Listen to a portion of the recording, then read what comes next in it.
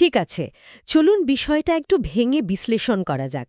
আকাশের দিকে তাকিয়ে অগণিত তারার মেলা দেখে অবাক হওয়ার অভিজ্ঞতা তো আমাদের সবারই আছে, তাই না? হ্যাঁ, তা তো বটেই। রাতের ওই বিশাল অন্ধকার আকাশ মানুষকে সবসময়ই মুগ্ধ করেছে। একদম। রাতের এই ক্যানভাস যুগ যুগ ধরে মানব সভ্যতাকে ভাবিয়েছে, স্বপ্ন দেখিয়েছে। আজকের এই বিস্তারিত আলোচনায় আমরা এমন একটা বিষয় নিয়ে কথা বলতে যাচ্ছি যা মানুষের ইতিহাসে ঠিক ততটাই পুরনো যতটা পুরনো রাতের আকাশের ওই জলজলে বিন্দুগুলোর মধ্যে কোনো অর্থ খোঁজার চেষ্টা। হ্যাঁ, জ্যোতিষশাস্ত্র বা অ্যাস্ট্রোলজি। ঠিক তাই। একবার ভাবলে রীতিমতো অবাক হতে হয়। প্রাচীন মেসোপটেমিয়ার ব্যাবিলনিয়ানরা যখন মাটির তৈরি কিউনিফর্ম ট্যাবলেটে তারার হিসাব রাখত, সেই প্রায় ৫,০০০ বছর আগের কথা। হ্যাঁ, সে ৫,০০০ বছর আগের কিউনিফর্ম লিপি থেকে শুরু করে আজকের যুগের স্মার্টফোনে পড়া সকালের জনপ্রিয় রাশিফল পর্যন্ত, এই প্রথাটি এতগুলো যুগ পেরিয়েও আজও দাপটের সাথে টিকে আছে। সত্যি, এতগুলো সভ্যতার উত্থান পতন পেরিয়ে একটা প্রথা টিকে আছে, অথচ আধুনিক বিজ্ঞান একে কোনোভাবেই সমর্থন করে না। ব্যাপারটা বেশ অদ্ভুত। ভীষণ অদ্ভুত। আজকের এই গভীর বিশ্লেষণে আমরা চমৎকার কিছু প্রবন্ধ আর গবেষণাপত্রের সাহায্য নিচ্ছি। আমাদের হাতে রয়েছে সেলেস্টিয়াল ইনফ্লুয়েন্স, তারপর সেলেস্টিয়াল লজিক এবং the scientific evaluation of astrological traditions. এই উৎসগুলো ঘেঁটে আমরা মূলত বিজ্ঞান, ইতিহাস এবং মনোবিজ্ঞানের দৃষ্টিকোণ থেকে এই হাজার বছরের পুরনো রহস্যটাকে একটু বোঝার চেষ্টা করব। আজকের এই আলোচনার মূল লক্ষ্যই হল একটা খুব সোজা কিন্তু ভীষণ ইন্টারেস্টিং প্রশ্নের উত্তর খোঁজা। জ্যোতিষশাস্ত্রের কি আদৌ কোনো বৈজ্ঞানিক ভিত্তি বা ধরুন ব্যাখ্যা করার ক্ষমতা আছে? হুম। বিজ্ঞান একে পুরোপুরি বাতিলই করে দেয়, তবে কেন হাজার হাজার বছর ধরে এটি মানুষের জীবন, সিদ্ধান্ত আর আত্মপরিচয়ের এত গুরুত্বপূর্ণ একটা অংশ হয়ে টিকে আছে? প্রথম দৃষ্টিতে যে কারোর মনে হতেই পারে যে পৃথিবীর এত লক্ষ কোটি মানুষ যখন এটা বিশ্বাস করছে, তখন নিশ্চয়ই এর পেছনে কোনো না কোনো বিজ্ঞান লুকিয়ে আছে। সাধারণ দৃষ্টিতে এমনটা মনে হওয়া খুব স্বাভাবিক, কিন্তু বিজ্ঞানের দৃষ্টিকোণ থেকে দেখলে উত্তরটা অত্যন্ত সোজাসাপটা। জ্যোতিষশাস্ত্র কোনো বিজ্ঞান নয়। আচ্ছা। এটি মূলত একটি বিশ্বাস ব্যবস্থা, যাকে বিজ্ঞানের ভাষায় বলা হয় সিউডো সায়েন্স বা অপবিজ্ঞান।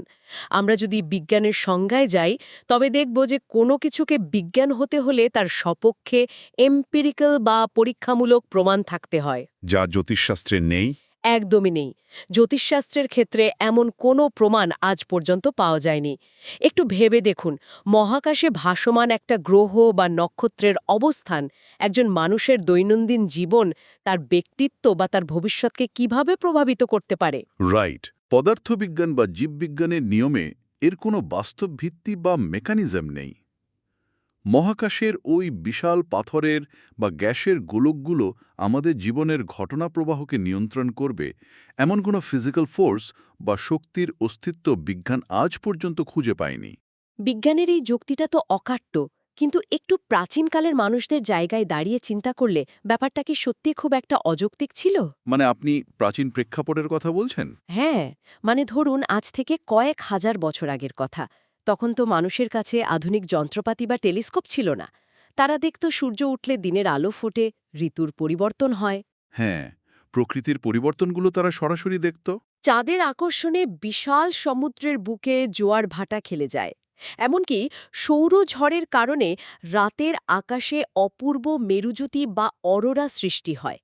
প্রকৃতির এই বিশাল শক্তিগুলো যখন চোখের সামনে পৃথিবীর বাস্তবতাকে বদলে দিচ্ছে, তখন সেই আমলের মানুষের জন্য এটা ভাবা কি খুব লজিক্যাল ছিল না যে আকাশের ওই গ্রহ নক্ষত্রগুলো হয়তো মানুষের ভাগ্য একইভাবে নিয়ন্ত্রণ করে?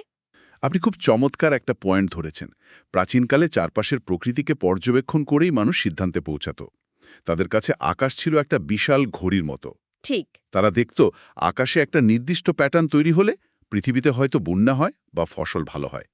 তাই তারা আকাশের ওই পরিবর্তনের সাথে পৃথিবীর সব ঘটনাকে মেলাতে শুরু করে। কিন্তু আধুনিক বিজ্ঞান এই ধারণাটিকে সম্পূর্ণ বাতিল করে দেয়। কারণ সম্পর্কটা কার্যকারণ বা কজ এন্ড এফেক্ট নয়। একদম ঠিক।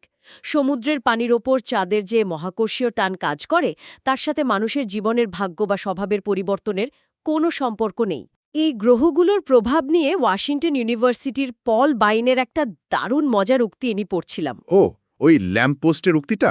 হ্যাঁ, তিনি বলেছেন মহাকাশে গ্রহের চলাফেরা মানুষের ওপর কেবল তখনই প্রভাব ফেলতে পারে যদি কেউ রাতের বেলায় মঙ্গল বা শুক্র গ্রহের দিকে মুগ্ধ হয়ে তাকিয়ে হাঁটতে যায় আর সোজা গিয়ে কোনো ল্যাম্প পোস্টের সাথে ধাক্কা খায়।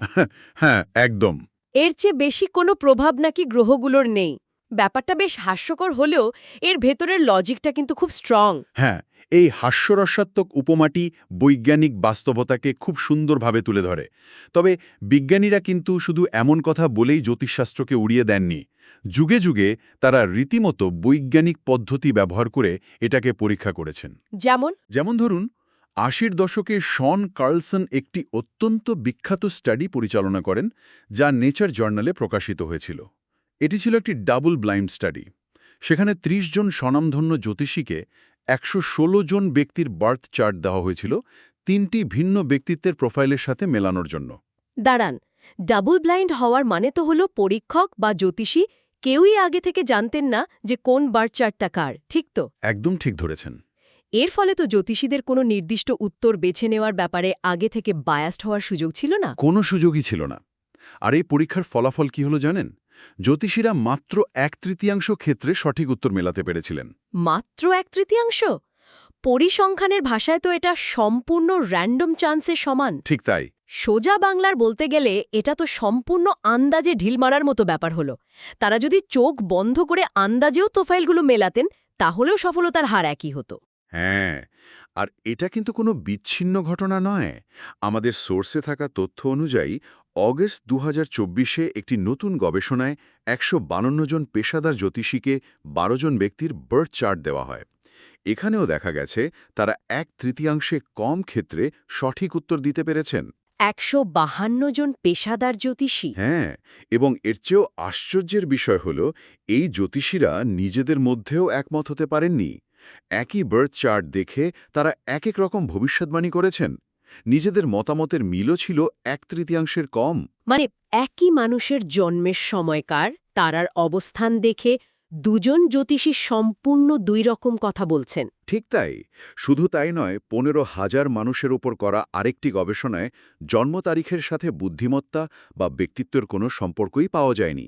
আচ্ছা, এখানেই বিষয়টি সবচেয়ে আকর্ষণীয় হয়ে ওঠে।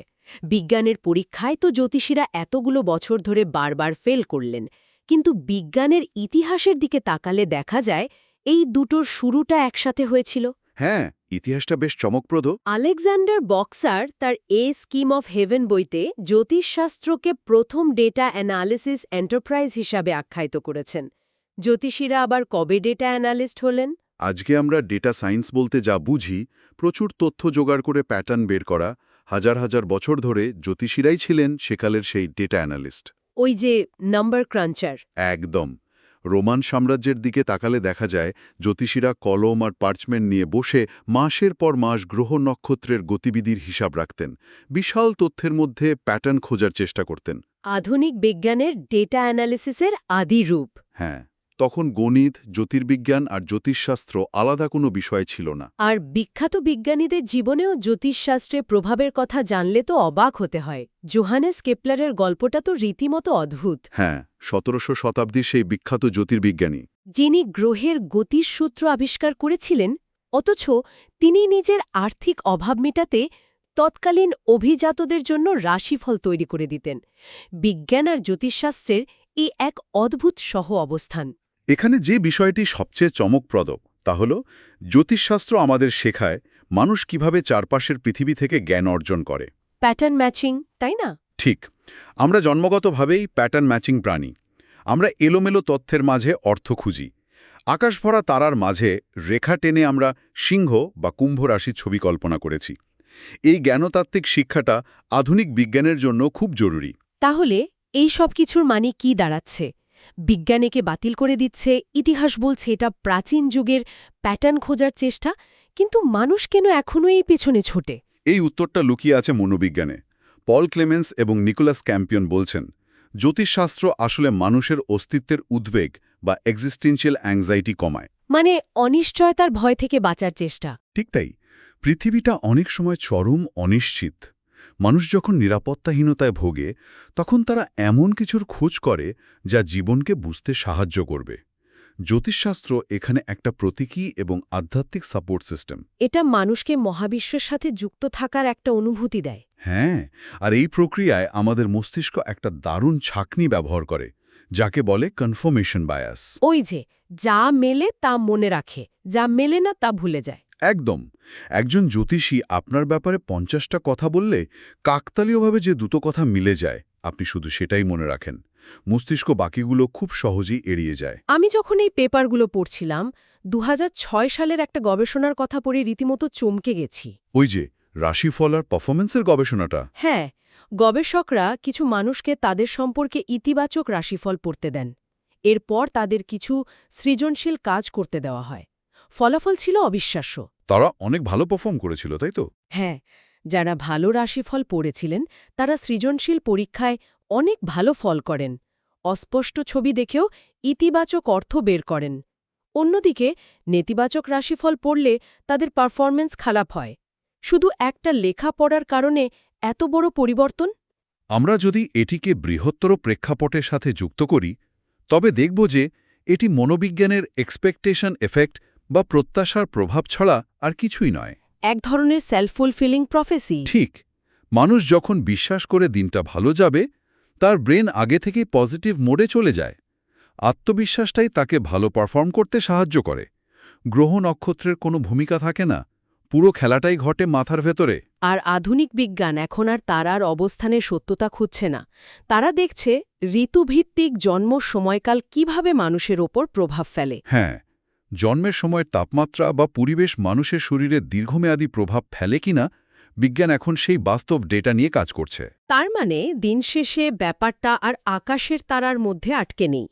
জ্যোতিষশাস্ত্র হয়তো তারার বিজ্ঞান নয়, কিন্তু এটি মানুষের মন, মানুষের ইতিহাস এবং অর্থপূর্ণ জীবনের খোঁজে আমাদের চিরন্তন তৃষ্ণার এক অপূর্ব দলিল। সম্পূর্ণ একমত। মহাকাশের নক্ষত্র আমাদের নিয়ন্ত্রণ না করলেও নক্ষত্রের প্রতি আমাদের বিশ্বাস নিশ্চিতভাবে আমাদের চিন্তাধারাকে নিয়ন্ত্রণ করতে পারে। আজকের এই আলোচনা থেকে আমরা দেখলাম কিভাবে রাশিফলের মতো একটা অবৈজ্ঞানিক জিনিস কেবল এই প্রত্যাশার কারণে মানুষের সৃজনশীলতা আর কর্মক্ষমতা বাড়িয়ে দিতে পারে। বিশ্বাস নিজেই এখানে সবচেয়ে বড় চালিকা শক্তি হিসেবে কাজ করে। আর ঠিক এই জায়গাটাতেই একটা অদ্ভুত ভাবনার জন্ম হয়। আজকের আলোচনায় আমরা তো জ্যোতিষশাস্ত্র দেখলাম, কিন্তু একটু ভেবে দেখুন তো, আমাদের দৈনন্দিন জীবনে এমন আর কি সম্পূর্ণ অযৌক্তিক রুটিন বা বিশ্বাস রয়েছে যেগুলো আমরা নিজেদের অজান্তেই আঁকড়ে ধরে আছি। মানে ধরুন পরীক্ষার আগে বিশেষ কোনো কলম ব্যবহার করা। হ্যাঁ, বা প্রেজেন্টেশনের আগে নির্দিষ্ট কোনো কফির মগ হাতে নেওয়া।